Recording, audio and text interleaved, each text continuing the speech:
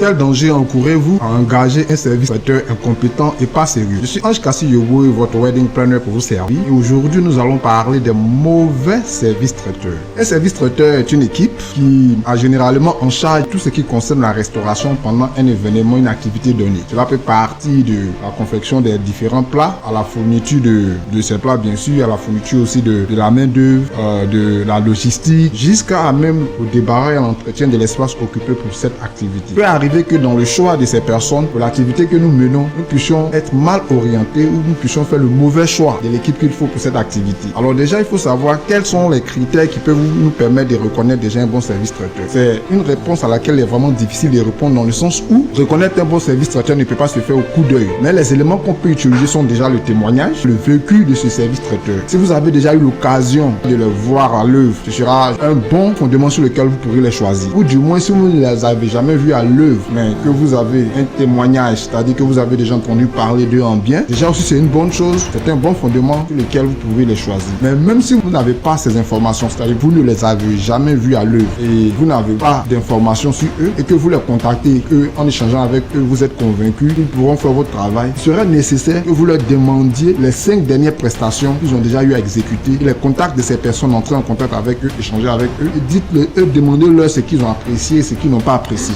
En ce moment, ça pourra être un bon fondement pour vous, pour pouvoir vous attacher les services de cette équipe. Alors, quels sont les dangers que vous encourez lorsque vous engagez, par exemple, une équipe qui n'est pas, je vais dire, compétente et sérieuse? Déjà, vous pouvez savoir que vous pouvez avoir une équipe qui est compétente, mais qui n'est pas sérieuse. Et vous pouvez aussi avoir une équipe qui est sérieuse, mais qui n'est pas compétente. C'est-à-dire qu'un service traiteur n'a pas ces deux qualités. Et une équipe compétente, mais pas sérieuse, c'est celle-là qui, pendant le service, au début du service, va faire un travail parfait. C'est-à-dire que le service va vite, les gens sont satisfaits. Mais au final, avant la fin de la cérémonie, vous pourrez constater que c'est des personnes qui mangent pendant leurs prestations, consomment de la boisson pendant les prestations. À la fin de la cérémonie, certains d'entre eux se retrouvent ivres, à cacher la nourriture, à emporter de la nourriture, ce qui n'est pas un gage de sérieux, un gage de professionnalisme. Alors pour ceux qui, par exemple, ne sont pas compétents du tout, vous allez le constater directement dans la cérémonie, pendant l'activité. Vous allez trouver vos invités, vos participants qui se plaignent de ne pas être servis convenablement ou qui sont, je vais dire, j'ai pas envie de dire le mot, mais ils sont maltraités, se plaignent de mauvais traitements. En ce moment, vous pourrez savoir que cette équipe-là, c'est pas une équipe compétente du tout. J'ai eu quelquefois le retour de certaines personnes avec qui je travaille, qui m'ont fait le retour de certains prestataires, de certains services traiteurs, avec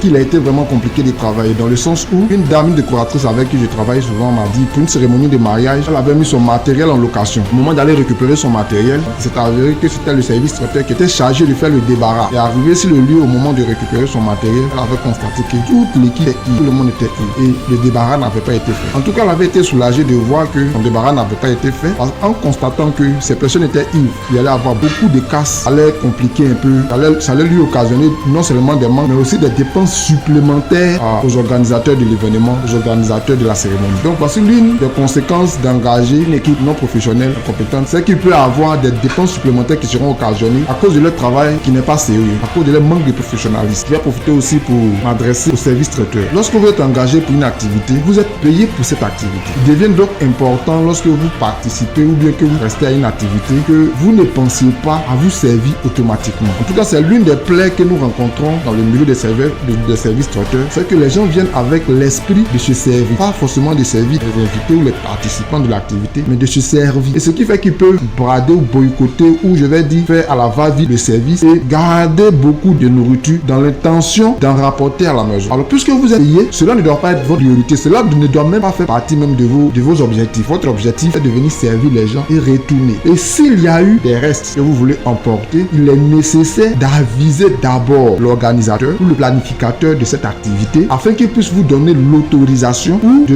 vous permettre d'emporter ce qui est resté. Et je vous conseillerais de ne jamais consommer sur place. Même si vous avez fait une bonne cérémonie, la cérémonie est finie, il y a eu des restes, vous avez demandé au planificateur qui vous a donné l'autorisation, il serait mieux de demander à ce planificateur de trouver une personne qui va vous mettre à disposition ce qui est resté et d'emporter pour aller consommer en dehors du lieu où vous avez presté. Cela vous permettra de garder une image professionnelle, sérieuse et surtout permettre à ce que des personnes ne puissent pas avoir une mauvaise image de vous. Parce que lorsqu'une cérémonie finit, les gens se disent toujours que les gens de service traiteur là, ils ont caché la nourriture. Et en vous voyant manger à la fin de la cérémonie, consommer quelque chose à la fin de la cérémonie, ils ne se diront pas que oui, c'est ce qui est resté. Non, ils se penseront automatiquement que vous avez caché et maintenant comme les gens sont partis en train de consommer. Voici la raison pour laquelle je vous conseille de ne jamais consommer sur place et surtout d'avoir l'idée de servir uniquement les personnes pour lesquelles vous êtes là. Pour finir, lorsque nous organisons un événement, nous l'organisons avec l'intention de satisfaire les participants ou les invités. De ce fait, nous faisons appel aux meilleurs prestataires que nous pouvons trouver afin de permettre à cet événement de réussir. Il devient donc nécessaire pour l'organisateur d'avoir les armes ou les informations nécessaires pour s'entourer des équipes qu'il faut. Et de ce fait-là, il devient encore nécessaire pour l'organisateur d'approcher un event planner, un wedding planner ou un organisateur aguerri pour que ces personnes-là puissent lui permettre de rentrer en contact avec des équipes professionnelles aguerries pour l'aider à organiser parfaitement cette activité dans laquelle il veut s'engager. Merci d'avoir suivi cette vidéo. On se prend prochainement pour une prochaine vidéo qui va traiter d'un autre sujet pour ce qui concerne le wedding planning ou l'événementiel en général. Merci et au revoir.